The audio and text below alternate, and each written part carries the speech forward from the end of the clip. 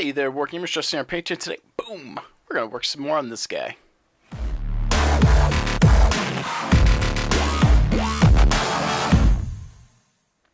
like to welcome you guys back to the channel. If you are new here, please alpha strike that like and subscribe button like you're trying to focus that energy into the enemy mech's face, but instead, let's take that energy and help the channel grow. If you are a returning viewer, thank you so much for being an awesome Sibkin, Sibco, Lancemate, Starmate, all of the above. Thank you for being here to support what I do. That said, today, guys, we're going to be working some more on our Turkina. We are on the final stretch here.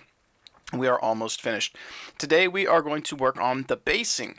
For that, we're going to be using a few things. So, first of all, I've got some PVA glue that's mixed up with a little bit of water because you can thin that down. We've got some weathering powder, which I'm going to tell you what I do. I'm not going to show you because I've already got some mix made, but we've got that. We've also got our black paint and water. That's for the ring of the base. We have got a little bit of isopropyl alcohol in a spritzer bottle.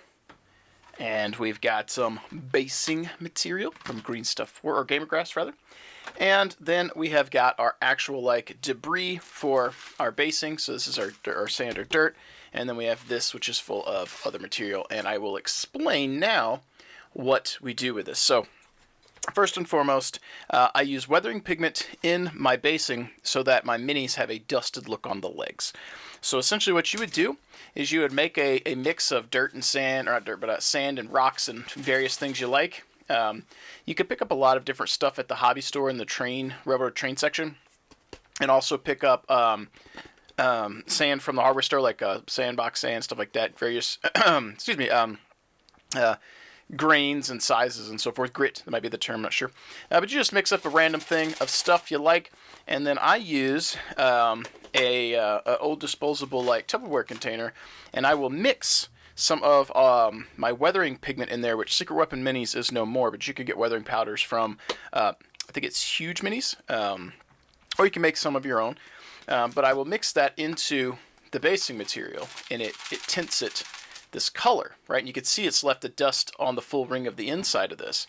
So you'd put that in, the weathering powder in, give this a good shake, and then it'll mix it up, and you'll see a little haze of, sorry, a little ASMR there, of the weathering powder there. So do this in a well-ventilated area and not near a flame. I've never had a flare up, but I have heard people having weathering powder flame up. So just be cognizant of that. That said, the rest of this process is going to be pretty easy and straightforward. This is the way that I like to handle basing the majority of my minis. Sometimes I'll use some crackled paints and stuff like that from Green Stuff World, a texture basing from Games Workshop, because their Citadel's texture pastes are really, really nice. I've also got the ones from Monument Hobbies to give a shot that I have not used yet, but I wanted to go through this method first, because I get questions about this all the time because I have the dusted legs on my minis, and this is really, really easy to do. So the first thing we're going to do here, we're going to get some of our Elmer's glue. This is just standard PVA glue, white glue. Wouldn't recommend eating this, but it is non-toxic, so, but don't do that. We'd rather you put the glue onto your bases and your minis, and don't eat it. It's not icing. I got a couple of friends of mine who are Marines, and any chance I get to give them a crayon joke, I do. And if you're listening, John or Daff, that goes out to you. They eat the glue joke. Not a very good joke, but you know, they're primed for it. They can handle it. So, anyways, and to also go back to the Marine thing for a moment. Those are friends of mine. I was not in the military, but those are two good friends of mine, and they've shared a lot of stories of their service. And that's one of the things I really like about wargaming, is meeting people who have different walks of life. And I've met quite a few individuals in my day doing wargaming and commissions who are law enforcement or military, and it's actually not as shocking now as it was then, but it used to be shocking because I never connected wargaming with, especially the artsy stuff, with soldiers. And I feel like now that I've been around people who are into it, it makes a lot more sense now. There's an art side of it, but there's also the tactical side, and I feel like that resonates with them. So I was actually talking to John about that the other day. Anyways, as I've rambled here, we've got our PVA glue on our basing, or on our mini here. Now we're going to go straight into here. I usually like to kind of shake it and get it to the side, We'll put it in and we're going to swirl him kind of in towards the maximum depth of the material, so we're really getting him swirled in. So I'll do a swirl, I'll do a tap. I usually can feel the side of the base hitting the side of the container, and that's how I know I'm getting him down in there. And now you can see a little bit of dusting on his legs. And you could dip him back in here and swirl until you're happy, because you could keep adding more. So that's kind of what we're going to do. I want a little bit more further up the leg. Sometimes you have to shake it until you can get the depth high enough to go as far up the legs you want. And now this is where there's an extra step here. You could stop here. You could ring your base and be done. But I highly recommend spritzing this with isopropyl alcohol. It's going to help bond the weathering pigment to the mini. It is going to dull it down a bit, which you will see.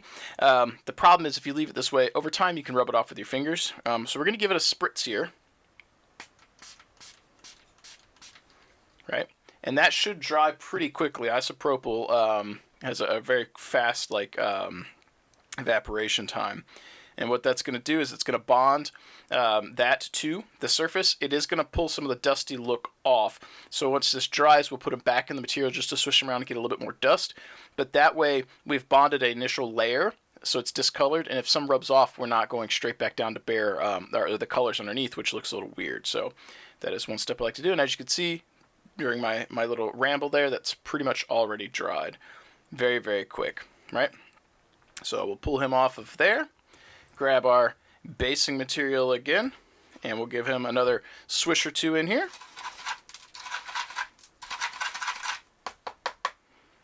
And there we go. We've got our dusty legs without having to work too hard. Oh, a little too dusty. Got a little bit of debris on there.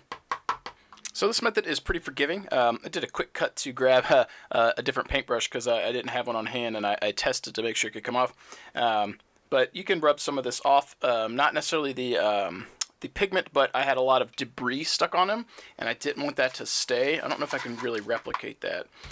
But if you end up with some that's kind of on the edge that you want to get off, like maybe there was just a little bit of errant glue, or like debris up in his joints like right here, you can come in with a paintbrush, and you can just kind of work that stuff off so long as it hasn't dried. Really not going to hurt anything.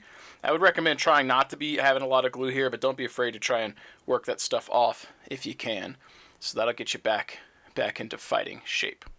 The next thing we want to do here is to not jump the gun.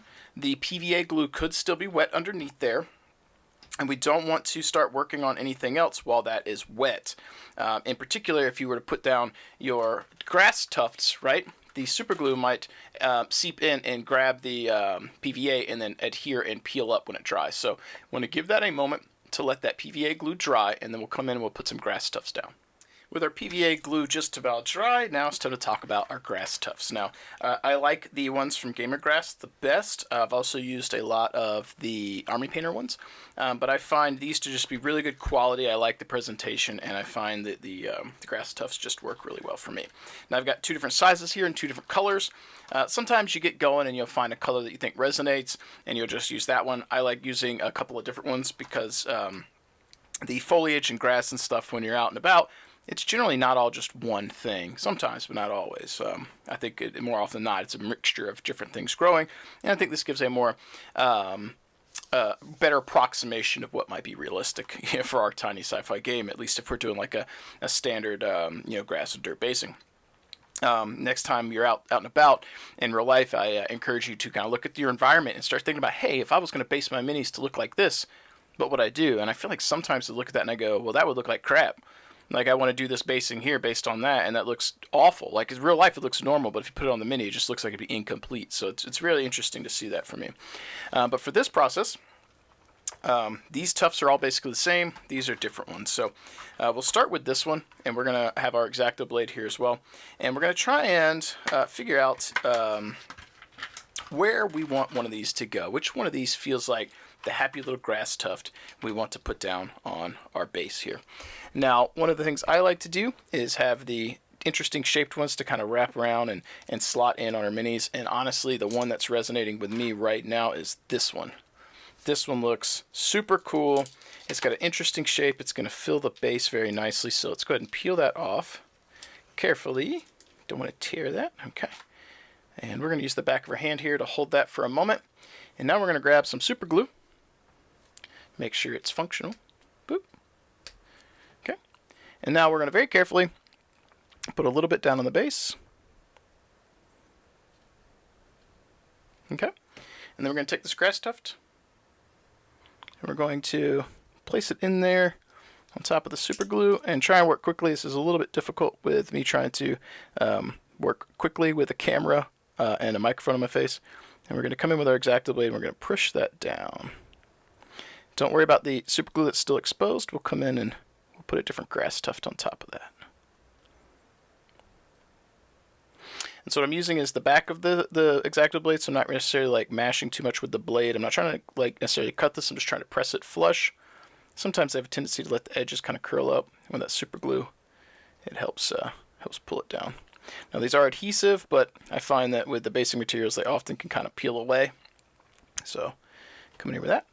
And now while that glue's still there, if you can get there quickly, if not, don't worry about it. We're going to come in with one of these darker tufts. Get a pinch off of here if I can. There we go. And we're going to do our best to put this one kind of right next to it. Yeah, there we go. And we'll press that down. And we'll try and get the grass blades up off the edge of the base. Okay. There we go. And I usually like to do a couple so that the front's not overloaded. So we're going to look and put one in the back, I think, just to balance out the mini. Let's see if we have one more on here that looks good. What's calling to me? Which one of these? I'm not sure why, but this one. This one right here is calling to me. And the other thing that's really cool about these Green Stuff World ones I got is we have 4mm and 6mm tufts, so we got a little bit of a height difference between the two as well, which is very nice. So we're going to put one right here. And get that reasonably lined up. Come in with our X-Acto blade and push down.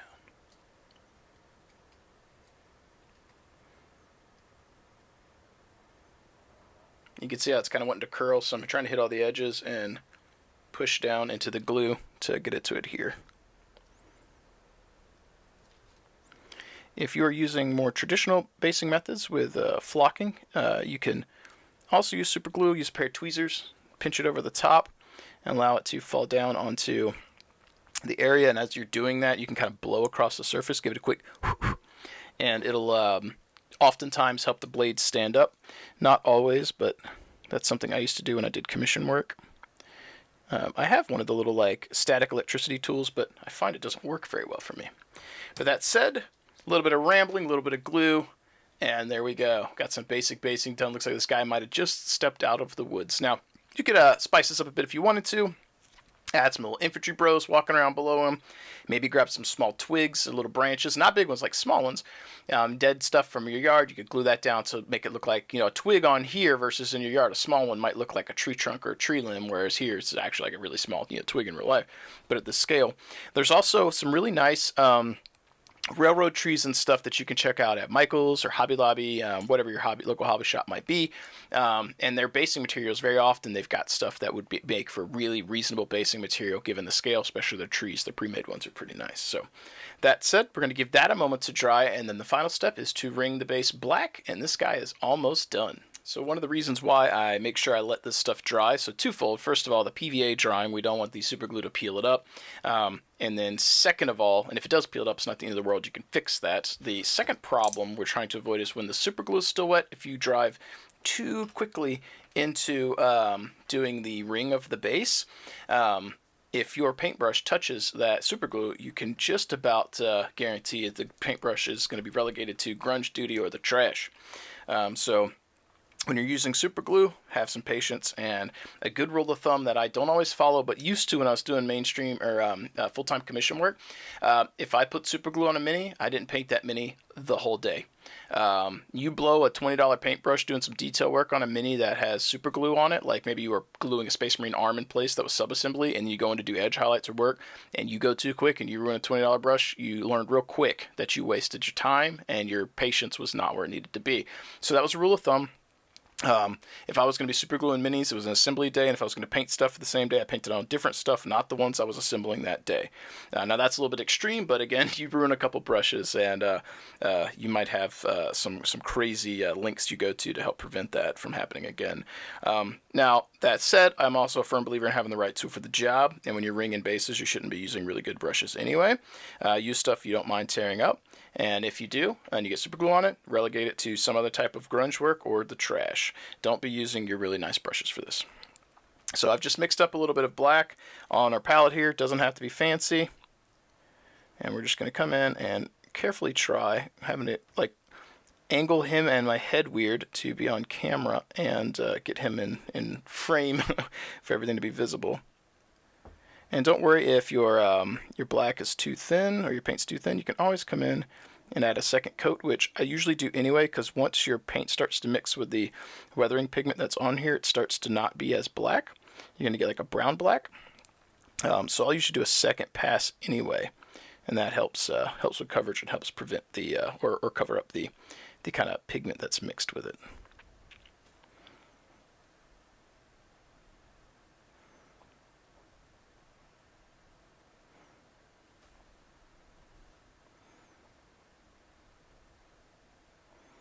And sometimes you'll catch a little stray flock of grass like this that's just not cooperating. We're going to come in and I'm just going to use the X-Acto blade, and we'll cut that, peel it away, and we'll come back in with a little bit more paint and just touch up that spot. There we go. So we'll let this guy dry, we'll apply another coat, and then we'll see how he's looking. And there we go. Got the ring of the base done. Again, I did go ahead and put it in the clamp so I could actually show you guys without having to hold on to the whole model here. But we got the base done with the second coat. You can see it's still got a little sheen there. But if you were to set this down on your table, be careful because you will have a little bit of black paint on the underside of the ring. So when I do this, I usually have a spot that I can lay these on. Excuse me, I had a hiccup in the middle of a talk or sentence. I usually have a dedicated spot to set these on so that if I get a black ring on, I don't care. A little plastic plate or paper plate or whatever, or some old box or something that I don't care about. So that said, that's some real easy to do basing with a really cool effect if you like that dusted look.